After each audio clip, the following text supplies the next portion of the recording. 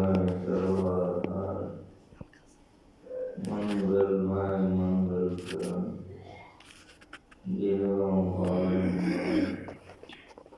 ज्ञान उदय ज्ञान धन सतगुरु शंकर गुरु नमो नमो भगवान सकल सुपुत्र बंदो गुरुपद कंज कृपा सिंधु रूप हरि महामोहतम पुंज जासु वचन रवि कर धन्य धन्य सतगुरु सुखदा महिमा करे न जाय जो कुछ कौन उनकी कृपा बोलिए प्रेम से श्री सद्गुरु महाराज की जय। वंदनीय साधु परमादरणीय साधु वृंद, मनुष्य शरीर कर्म करने में स्वतंत्र है। इस साधन का धाम है, जैसा साधन कीजिए स्वतंत्र है। कर्म दो प्रकार का होता है, एक पाप और एक पुण्य। कितना पापी से पापी कोई क्यों नहीं हो, उसे कुछ न कुछ पुण्य हो जाएगा, और कितनों पुण्यात्मा से पुण्यात्मा क्यों नहीं हो, उसे भी कुछ न कुछ पाप हो जाता है। धर्मराज युधिष्ठिर जी महाराज धर्मावतार, लेकिन उनसे भी राजनीति के दलदल में फंस करके कुछ पाप हो गया। परिणाम क्या हुआ? जो पाप करते हैं उसको नरक भोग होता है, और जो पुण्य करते हैं उसको स्वर्ग भोग होता है।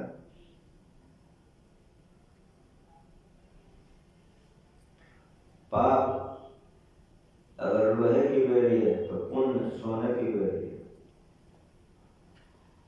कर्म फल भोगना पड़ता है नरक में जाकर के।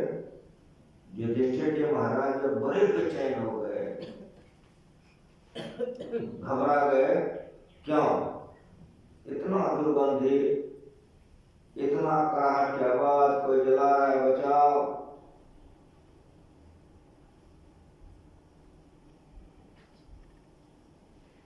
दूत से पूछा कि दूत तुम हमको कहाँ लेके जा रहे हो? तब कहा, हे नरोत्तम क्षमा करें, आपसे भी चूक हो गई थी।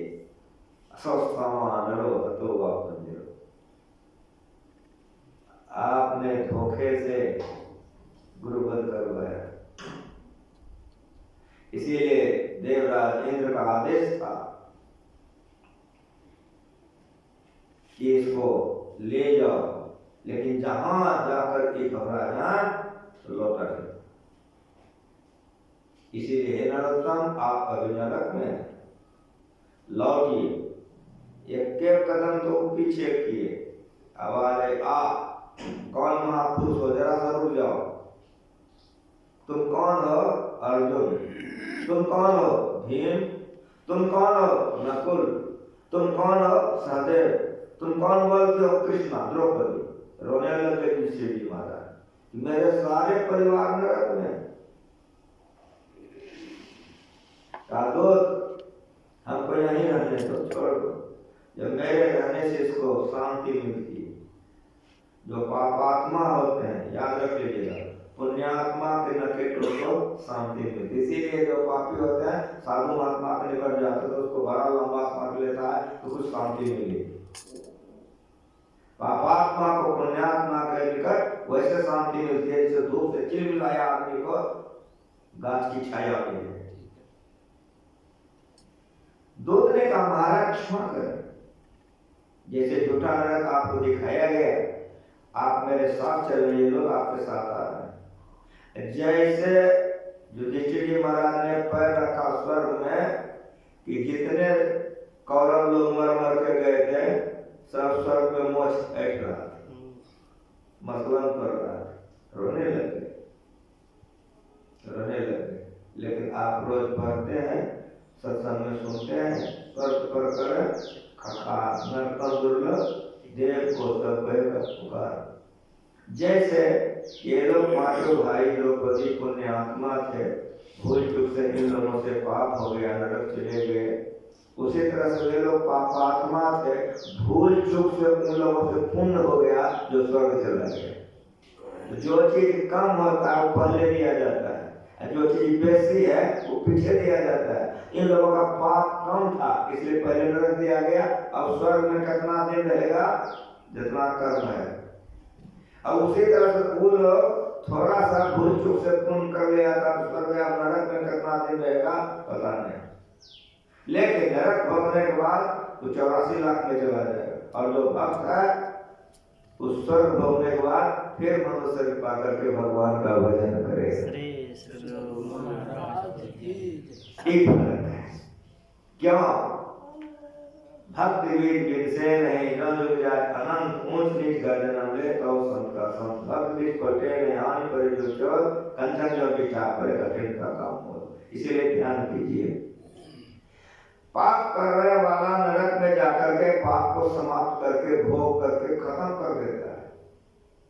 उसी तरह से पुण्य करने वाला स्वर्ग में जाकर के तमाम पुण्यों को भोग करके खत्म कर लेता है। कहने का मतलब समझ रहे हैं कि पाप की समाप्ति हो जाती है। जितना भारी पाप उतना भारी नरक, अठारह नरक है। जितना घोर पाप करेगा उतना घोर नरक में जाएगा। वहां कोई नहीं बचाएगा, पत्नी नहीं बचाएगी, नहीं पति, नहीं पुत्र बचाएगा, नहीं संपत्ति, नहीं मित्र। जितना भारी पाप उतना भारी नरक। उसी तरह स्वर्ग साफ है, जितना भारी पुण्य उतना ऊंचे दर्जे का स्वर्ग। लेकिन पुण्य की समाप्ति स्वर्ग में और पाप की समाप्ति नरक में, लेकिन भक्ति की समाप्ति दिन दिन भरत सवाय और राम धन कब होने लगी गाय। ये घटता नहीं है, न नरक में समाप्त होता है न स्वर्ग में समाप्त होता है। तो होता क्या? तो भजन ध्यान करने वाला यदि शैल समम पापम विस्तीर्ण भोजो जनम विद्यते ध्यान योगेन नान्यो भेद कदाचन। कई योजन तक फैला हुआ पहाड़ के समान भी पाप हो तो ध्यान योग से नष्ट हो जाता। उसके समान पापों का नष्ट करने वाला कभी कुछ नहीं। स्थूल सूक्ष्म कारण महाकारण और चेतन ये है। तो ध्यान करने वाला आगे बढ़ता है। अगर कर्म मंडल के अंदर में है तो उसको कर्म फल भोगना पड़ेगा, नरक या स्वर्ग। लेकिन मेरी बात सुन लीजिए खूब बढ़िया से, जो कर्म मंडल को पार कर गया तो पहाड़ के समान भी पाप है, उसको नहीं भोगना पड़ेगा। नदी किनारे घर किया, नदी किनारे घर किया, कर्जा कर करे खाए, कर्जा वाला मन न डाले घुसक नदी में जाए। कर्मंडल से ऊपर उठ जाते हैं, वहां कम काल की नहीं, वहां काल का बापो जी ले जा सकते हैं, उधर वहां काल नहीं पहुंच सकता है। वहां कम काल की नहीं का धूप और छाही, कबीरा देश है न्यारा लगे कोई राम का प्यारा। भक्ति करके जो कर्म मंडल के अंदर रहते हैं उसको भोगना पड़ता है। लेकिन अगर कर्म मंडल से ऊपर उठ गए उसका मन है भोगने का, भोगेगा नहीं, भोगने का नहीं भोगेगा। लक्ष्मीनाथ गोसाई को जरिया बुखार आता था, तो जरिया बुखार में बड़ी ठंड लगती है तो लोग और आते थे खूब और तो एक काला कमल रखे थे, जब जरिया आ जाए करिया कमल करते रहते। भक्त लोग आ जाए चरणों में प्रणाम करे, जमा हो जाए कि बाबा हम लोग आए कुछ सुना दीजिए, तो कमल ऐसे उघाड़ कर देख लेते थे, ओ अच्छा भक्त लोग आ गया, तो कमल को ऐसे समेट करके रख देते थे।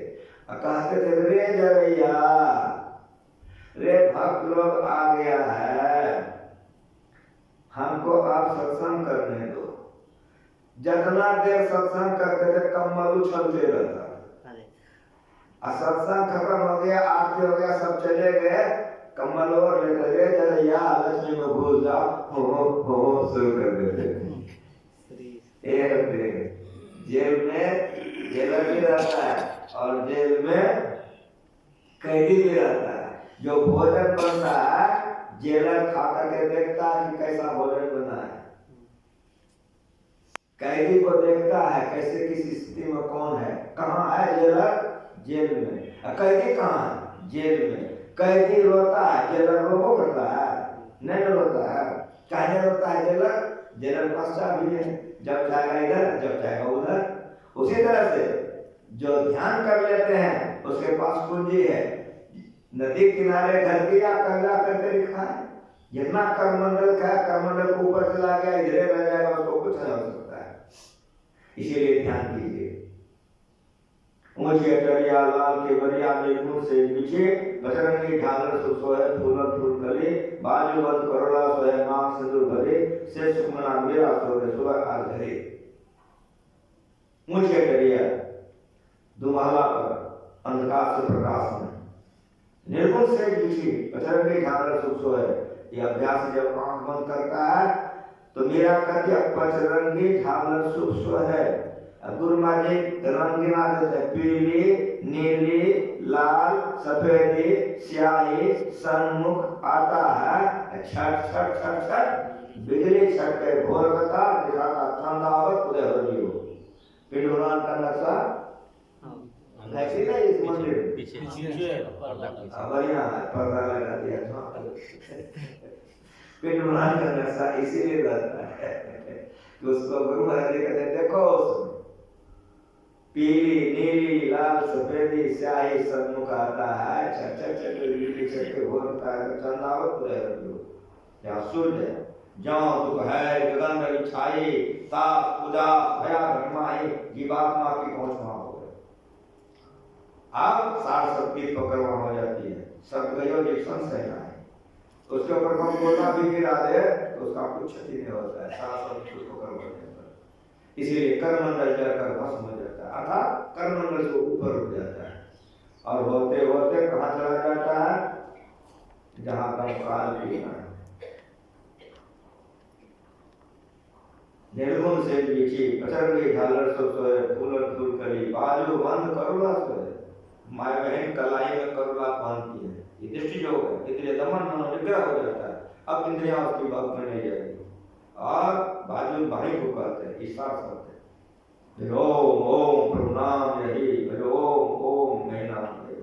जैसे चुंबक लोहे को खींच लेता है, वो वाला शरीर समाधि में रह जाता है और सूक्ष्म कारण महाकारण उतर जाता है। जिस तरह से लाश लटपटी लकड़ी आग के निकट रखिए सब चूल जाएगा, लकड़ी बच जाएगी, उसी तरह आत्मा बच जाता है।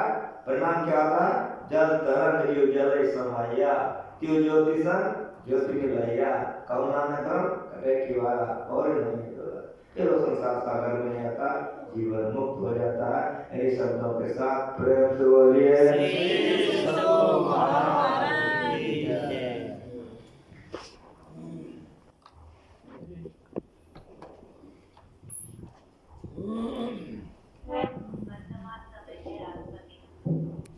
हेलो।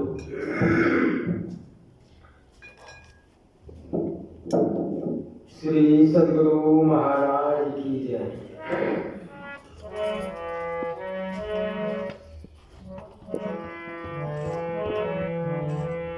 लोहा में नो भूल लगे, लोहा में नो भूल लगे, सोना जंग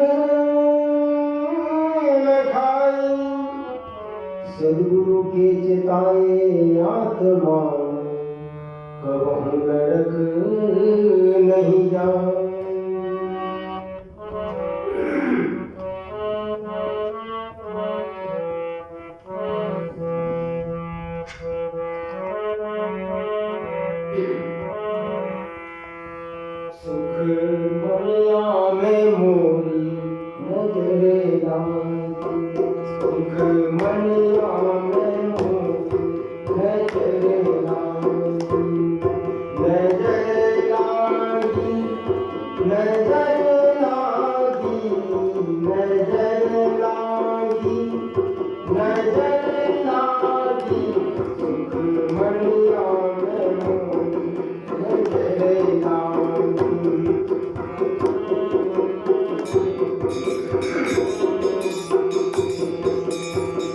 अगल बगल कहूँ दृष्टि